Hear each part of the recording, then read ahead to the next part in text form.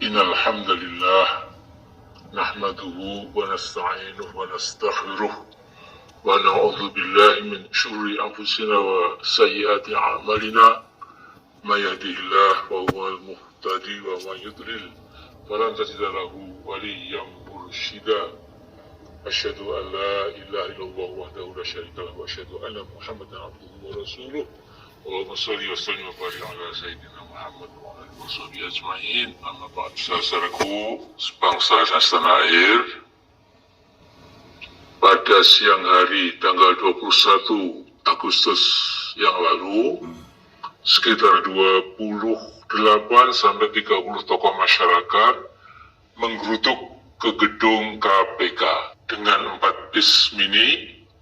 Tokoh-tokoh yang berlatar belakang berbeda-beda itu punya keinginan sama, yaitu ingin ketemu Firly Bahuri atau salah satu komisioner KPK. Nah, intinya sebagai rakyat ingin mengingatkan KPK jangan diskriminatif dalam mengemban tugasnya. Kalau sudah ada indikasi kuat terjadi tindak pidana korupsi, apalagi bila menyangkut angka 1 miliar rupiah ke atas, harus segera ditindak secara serius, bukan berhenti pada wacana. Nah, ini sedikit ajaran Nabi. Kalau ada 3 orang mukmin melakukan perjalanan, maka 1 dari 3 itu hendaknya diangkat sebagai Amirus Safar, sebagai kepala rombongan. Nah, jadi tanpa ada voting dari tokoh-tokoh yang menggeruduk KPK itu, ada semacam konsensus, otomatis ya Pak Rizal Ramli inilah yang jadi Amirus Safar. Karena pernah lama di dalam pemerintahan, kira-kira berbagai dimensi korupsi di Indonesia sudah dikuasainya. Nah, sementara saya kira-kira ya wakil beliau saja. Nah, sekarang istilah mereka tadi itu ya saya ganti dengan kami, ya supaya lebih pas, karena kami ingin ketemu Firly Bahuri, pentolan KPK.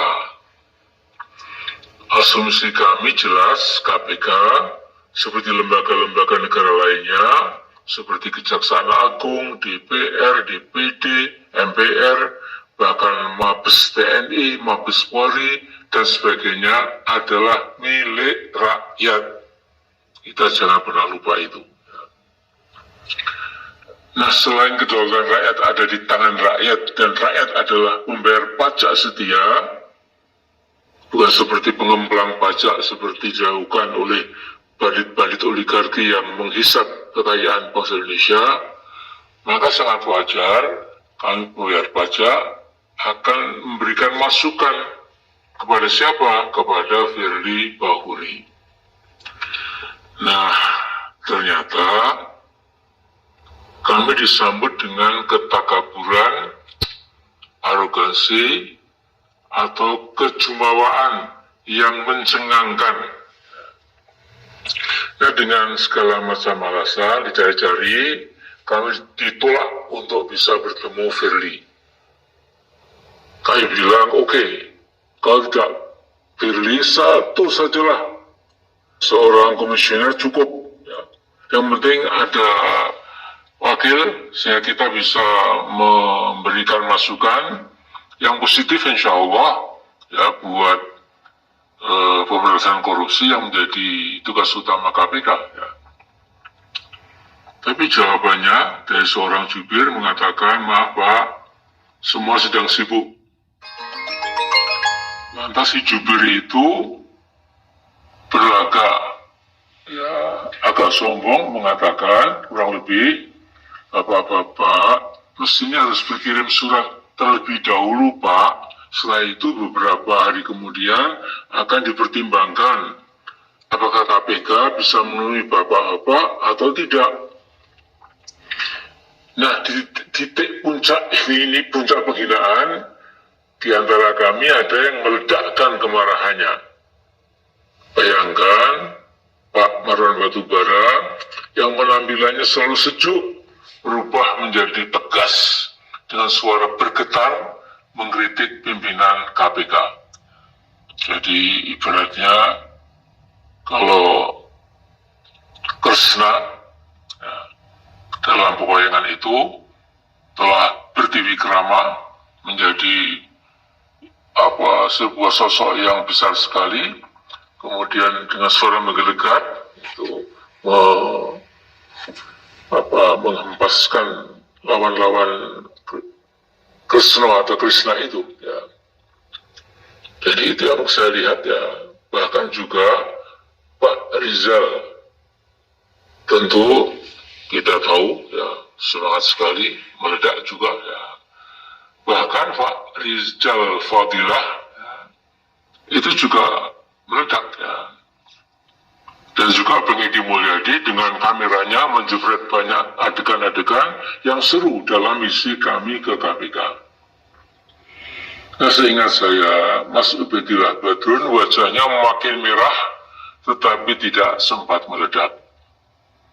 Nah, saya yakin Firly Bahuri dan para kameratnya mungkin sudah mengendus maksud pokok kami, yaitu meminta KPK secara berani dan total mulai memproses korupsi Jokowi yang berupa gratifikasi, pencucian uang dan lain-lain lewat anak-anaknya Gibran dan Kaisang yang meliputi ratusan miliar rupiah. Nah, mungkin menarik untuk saya sampaikan, pada hari yang sama ketika kami datang ke KPK, Bu Megawati ternyata minta Jokowi supaya membubarkan KPK. Jadi, what a beautiful coincidence ya. Ini di luar perhitungan kita ya.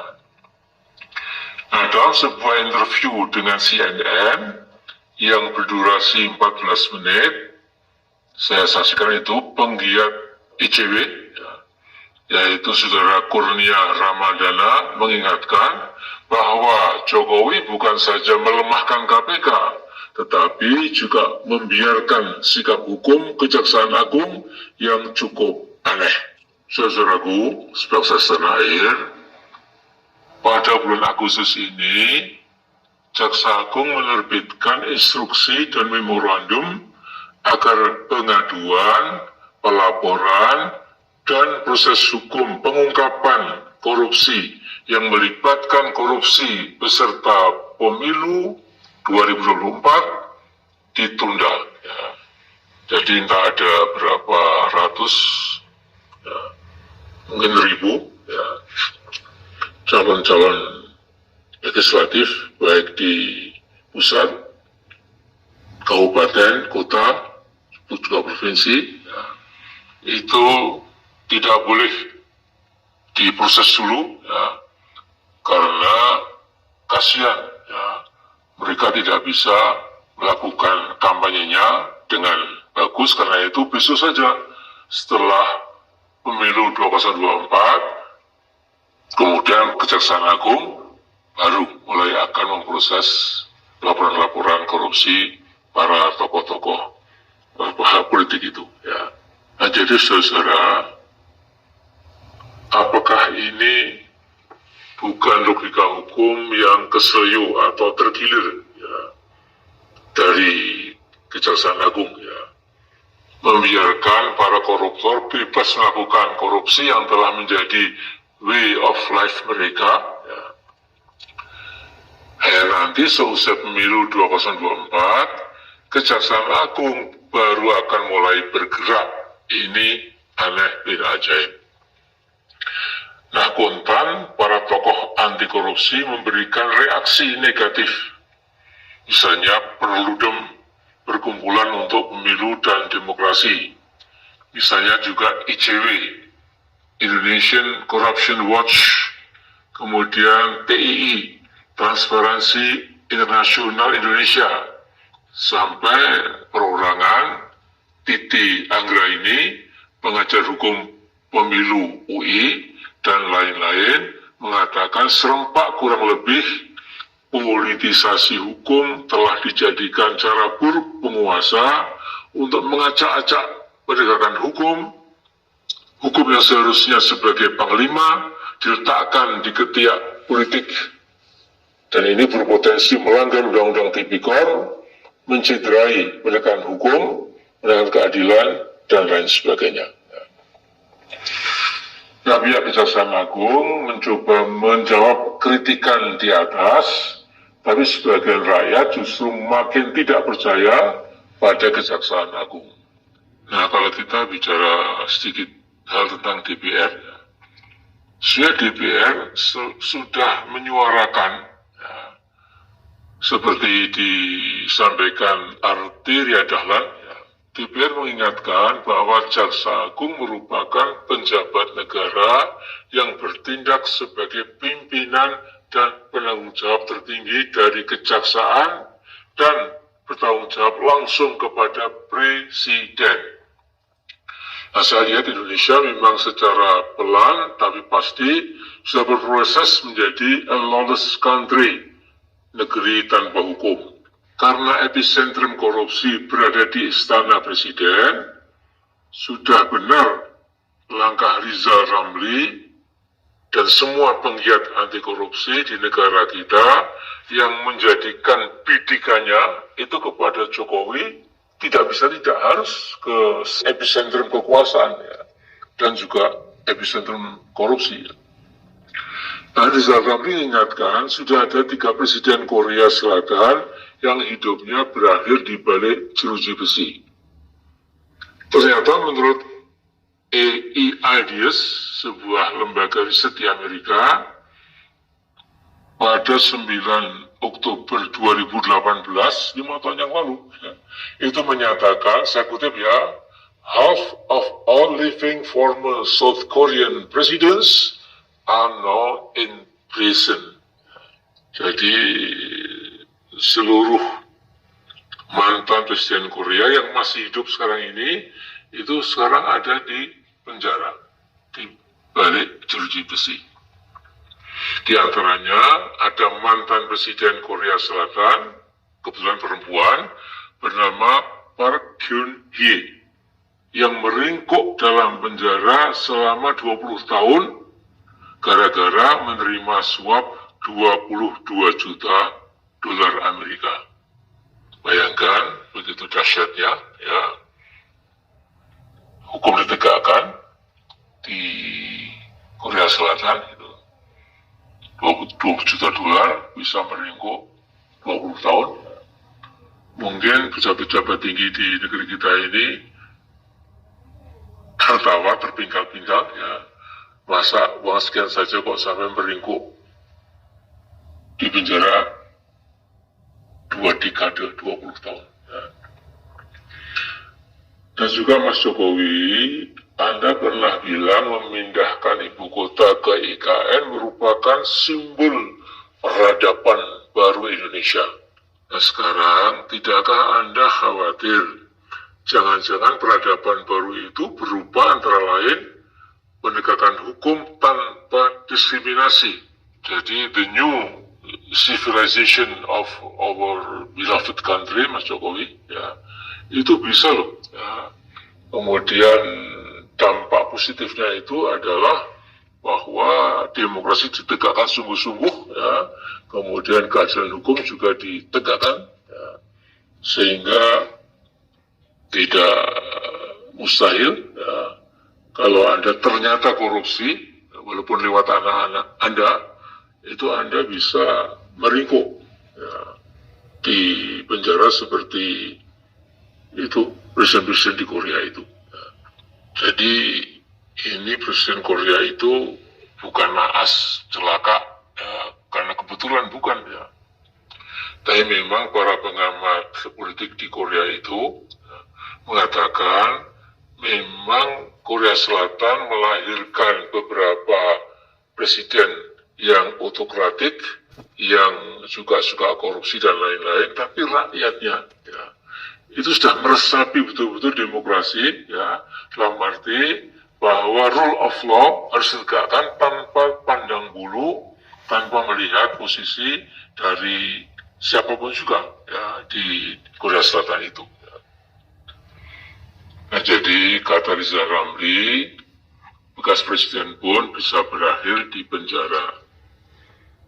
Jadi Mas Jokowi harus hati-hati benar, jangan sampai akhir karir politik Anda ya, yang muncul Pak Meteor ya, itu berakhir seperti meteor juga, jatuh ke bumi, pecah berderai-derai, menjadi pelajaran bagi generasi bangsa Indonesia. Jadi pelajaran yang akan ditarik oleh generasi yang akan datang, siapapun yang dipercaya oleh rakyat Indonesia, jangan berlaku sombong, koruptif, nepotistik, oligarkik, ya, dan teruskan sendiri. Ya. Jadi Mas Jokowi ini secara terus terang saya sampaikan, ya, mudah-mudahan ya, dalam sisa yang makin pendek usia ke presiden Anda masih bisa berbelok ke arah yang benar. Pegang teguh Pancasila, pegang erat-erat konstitusi kita, Undang-Undang Dasar 1945, berpihaklah pada yang benar, yang adil, yang merakyat. Time is flying, don't get late. Ya. Jangan terlambat ya Mas Jokowi. Ya. Mudah-mudahan saya ini sampai ke telinga Pak Jokowi, paling tidak ke seputar orang-orang yang melingkarinya, dengan harapan, masih ada harapan, ya, teman kita, keputusan presiden kita, Mr. Jokowi, itu bisa sadar kembali. Assalamualaikum warahmatullahi wabarakatuh. Demikian barusan kita dengarkan suara Bapak Profesor Dr. Haji Muhammad Amin Rais MA. Saya ubah suaranya agar tidak mendapatkan diklaim hak ciptanya. Sementara ini kan berita perlu dipublis, perlu diketahui oleh publik nasional. Kalau selalu diklaim, bagaimana publik mengetahuinya? Dari komunitas akun saya begitu. Kalau dari akun Pak Profesor Dr. Haji Muhammad Amin Rais, ya memang bisa lewat sana, bisa lewat channel dia, official dia. Tapi kan kita punya komunitas juga, punya segmen, kita perlu juga menyebarkan, men-share suara beliau itu yang sangat penting bagi nasional dan sebagainya. Dan supaya bebas dari klaim itu, yang Muhammad itu, saya ubahlah suaranya dengan suara pria yang lain. Harap bisa dimaklumi. Itulah yang bisa saya lakukan untuk men-share berita ini dan sebagainya.